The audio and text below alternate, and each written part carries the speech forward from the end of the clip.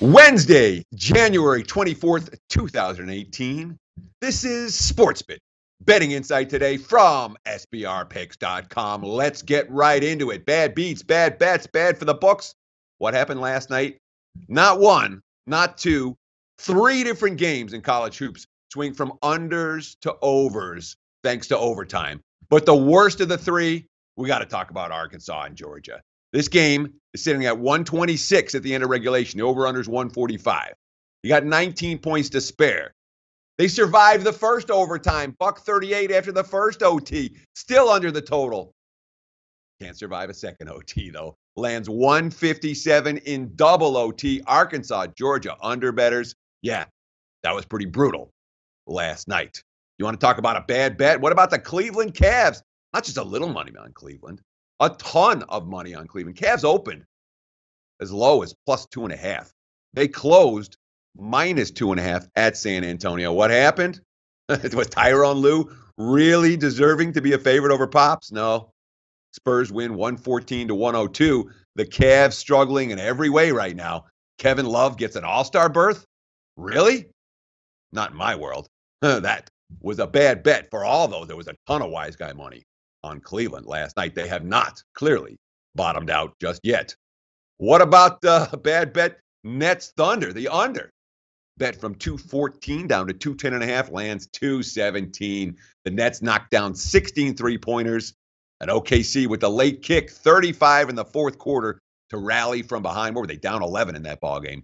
Russell Westbrook getting the rim on the final drive. There's the pick right there. That's why you like Sportsbook. We got the picks that matter.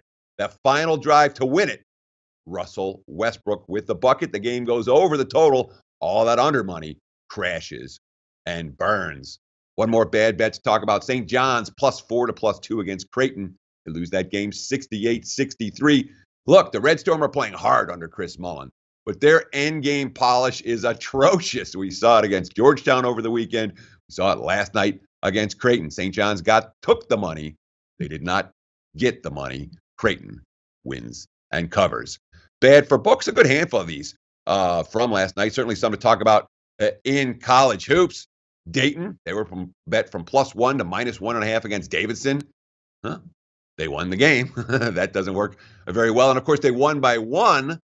Books lost in the move, and then it landed right in the middle. That was not a good result. And any buyback on Davidson at +1.5 cashed. All the Dayton money cashed. Not a good result for the house with that ball game. In Iowa, bet up against Wisconsin, -1 to -3. They won that game by 18, 85-67. When was the last time the Badgers were below 500 after 20 games into a season? It's been an ugly year so far for Wisconsin. What about Duke and Wake Forest? The under 164, bet all the way down to 158.5, landed 154. All that money cashed. Coach K, he's trying to turn the focus to defense for the Blue Devils. That's been a weakness so far. And, of course, they have a key showdown ahead against Virginia. The defensive effort was there last night. Duke forced Wake into 21 turnovers in that contest. The game stayed under the total. The books didn't work out so well in that regard. All right, what else we got? How about Verizon? You know, there's been basically every day we're getting new stories about sports betting and how leagues are reacting to it and how the government is reacting to it. And, of course, nothing's happened yet with the Supreme Court case. It's not going to happen until sometime this spring. But all the major players are getting themselves into position to start really delivering sports betting content and getting involved in it. How about Verizon? Quote, there are some changes coming that we pay attention to.